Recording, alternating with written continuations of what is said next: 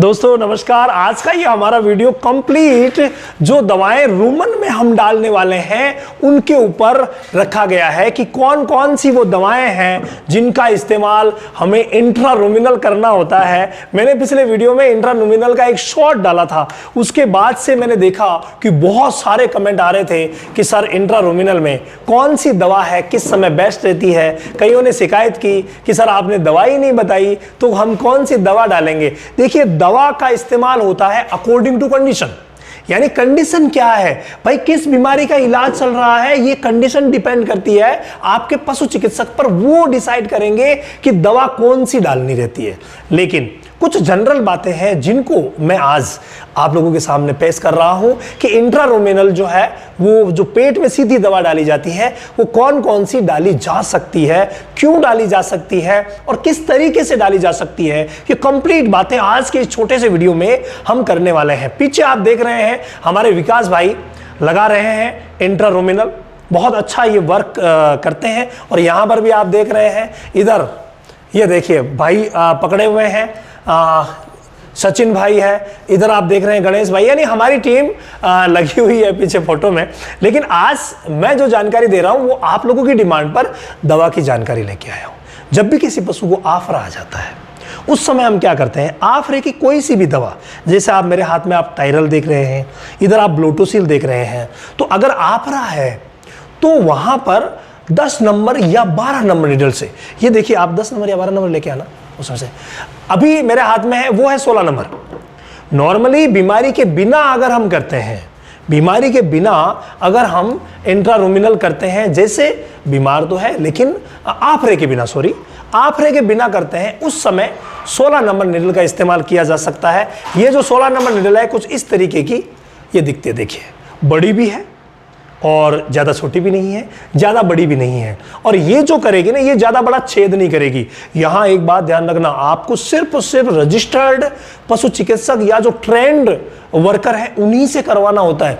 कई बार अगर ट्रेंड नहीं है, देखिए वर्ड जो आ रहा है ट्रेंड का, ये वर्ड कई प्रैक्टिशनर ऐसे हैं, डिग्रीधारी डिप्लोमाधारी ऐसे हैं जो पूरी तरीके से ट्रेंड नहीं है, तो वहां पर भी परेशानी है। इसीलिए हमने हमारा ऑनलाइन सेशन ऑर्गेनाइज किया है जहां ये कंप्लीट बातें बारीक से बारीक कि कोई भी गलती ना हो। मान लीजिए यूट्यूब पर किसी ने वीडियो देखा कि ठोकना है और ठोक दिया और कल को यहां मवाद पड़ गई तो बहुत बड़ी लेने देने पड़ सकते हैं। इसीलिए पूरा स्टेप आपको फॉलो करना है, जो मैं बता रहा हूं इस तरीके से चलना है। और जो ट्रेनिंग में होती है यही चीजें विस्तार से होती है कि कोई छोटी मोटी गलती भी कोई गुंजाइश ना रखे, कोई गुंजाइश नहीं रहे गलती की। तो देखिए 16 नंबर निडल, जगह कौन सी है, लगाने की जगह कौन सी है, आप देखिए भाई कहां पर लगा रहे हैं।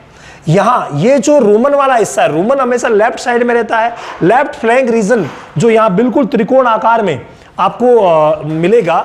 थोड़ा पेन देना मोहन भाई, त्रिकोण आकार में जो आपको मिलेगा ये यहां पर, चलिए मैं बता देता हूं आपको, ये जो जगह है, ये जो जगह है, इस जगह ये जो आपको त्रिकोणाकार ये जगह दिख रही है, इस जगह जो फ्लैग रीजन जहां पर आफरा आता है वहीं पर डाले जाती है। देखिए किरण भाई लेके आ गए हैं, ये वो निडल है, कौन सी, कितने नंबर है भाई किरण, 12 नंबर। इसी तरीके की आती है 10 नंबर, वो थोड़ी सी इससे बड़ी आती है। अंदर पिस्टन है, इससे क्या करेंगे, बीच बीच में मान लीजिए गैस में कहीं वो रुकावट हो रही है तो इसको डाला जा सकता है। ठीक है, इसको डाल करके और अच्छे तरीके से कर लेते हैं सेट, तो सेट करके और लगाया जाता है। इसको लगाते समय ध्यान रखना पड़ता है, बड़ी ताकत मांगता है ये। तो इंट्रारूमिनल लगा करके और इसको निकाल देते हैं तो गैस कंप्लीटली गैस निकलती रहती है। तो ये गैस जब निकलेगी तो भाई पशु को तुरंत आराम आ जाता है। लेकिन जब दवा नहीं देंगे तो वो गैस वापस बन जाएगी, है ना। तो गैस का जो पैथोजन है, जो रीजन है, उसको तो दूर करना पड़ेगा। तो एक आफरा आ रखा है तो वहां इंट्रारूमिनल के लिए 10 या 12 नंबर या 14 नंबर निडल यूज की जाती है। और अदरवाइज यहां आप यूज कर सकते हैं 16 नंबर निडल जो आप मेरे हाथ में देख रहे हैं।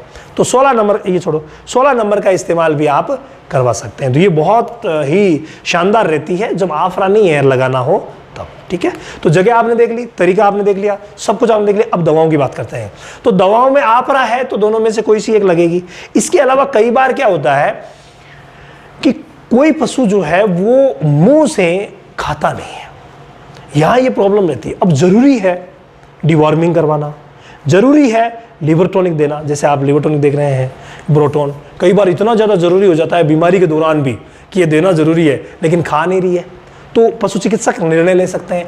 ये सारे निर्णय पशु चिकित्सक ही लेते हैं कि कंडीशन क्या है, लिव 52 है, डाली जा सकती है। इसके अलावा कई बार तेल डाला जाता है, कैस्टर ऑयल, अरंडी का तेल जो बंद पड़ जाता है ना, और पशु कुछ खा नहीं रहा है, ले नहीं रहा है, किसी भी सूरत में ले नहीं रहा है, तो भाई डाली जा सकती है। अब मान लीजिए कि आईवी कैल्शियम की सुविधा नहीं है, आईवी कैल्शियम की सुविधा नहीं है, कैल्शियम आईवी उपलब्ध नहीं है, आप जेल देना चाहते हैं, चाहे कोई सी भी जेल ले लीजिए, आप जेल देना चाहते हैं लेकिन जेल पशु ले नहीं रहा है, तो ऐसी कंडीशन में जेल को भी इंट्रावेनल किया जा सकता है। यानी ये पशु चिकित्सक तय करते हैं कि कौन सी दवा, कई बार न्यूरोकाइन जैसी दवाएं हैं, इनको भी करना पड़ता है। क्या करें साहब, लेती नहीं है और खाएगी बिना, तैयार नहीं होती। जैसे कीटोसिस में कितने जरूरी होते हैं एनर्जी टॉनिक। अगर मान लीजिए जैसे ये हिमशक्ति है, मान लीजिए एनर्जी टॉनिक नहीं खा रही है साहब, तो देना पड़ सकता है। तो ये सारी बातें हैं जो नहीं खा रही है, जैसे स्ट्रेस में आ गई और रेस्टोवाल की जरूरत पड़ गई और रेस्टोवाल किसी भी सूरत में वो ले नहीं रही है, तो क्या करोगे?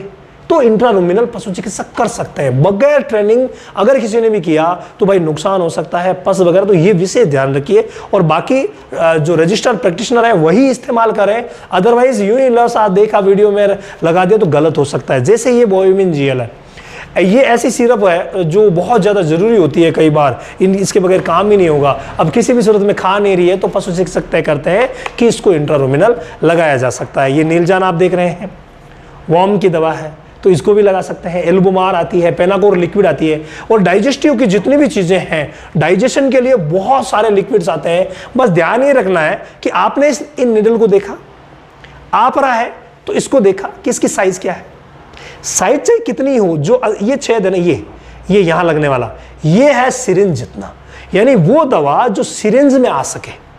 अब कोई मान लो कहते हैं कि साहब गोली दूंगा और बड़े बड़े पार्टिकल रह गए, वो सिरिंज में अटक गए, तो वो फेल हो जाता है। यानी वही दवा दी जा सकती है जो लिक्विड फॉर्म में है और जो इजीली सिरिंज के माध्यम से इसमें जा सकती है। ये विशेष ध्यान रखने की बात है। इंट्रारुमिनल में कंप्लीट दवाएं भी दे सकते हैं, ये और कंप्लीट बातें हैं। फिर भी अगर कोई बात छूट गई है तो प्लीज़ बताइए। एक कई लोग कह रहे थे ग्याबिन में, तो देखिए ये पशु चिकित्सकों का ही विषय है, वो तय करते हैं कि ग्याबिन की किस स्टेज में लगाना है, किस स्टेज में नहीं लगाना है, ठीक है। लेकिन एक शंका मैं आपको दूर कर दूं कि जहां ये भाई लगा रहे हैं या जो साइट चूज की गई है, इस साइट में अगर ये निडल जा रही है, कौन सी 16 नंबर, कितनी की है, इतनी की, ये अगर जा रही है तो कोई बच्चे को तो नुकसान पहुंचाने वाले हैं नहीं, तो प्रेगनेंसी में भी अगर जरूरत हुई तो कर सकते हैं। सबसे बड़ी और आखिरी बात मैं आपको बताना चाहूंगा कि किसी भी सूरत में बगैर जरूरत इंट्रारुमिनल मेडिसिन IR सीधा पेट में अगर इंजेक्शन लगाया तो नुकसान हो सकता है। जहां जरूरत हो वहीं पर अगर इसका इस्तेमाल किया जाए तो भाई शानदार रिजल्ट मिलते हैं।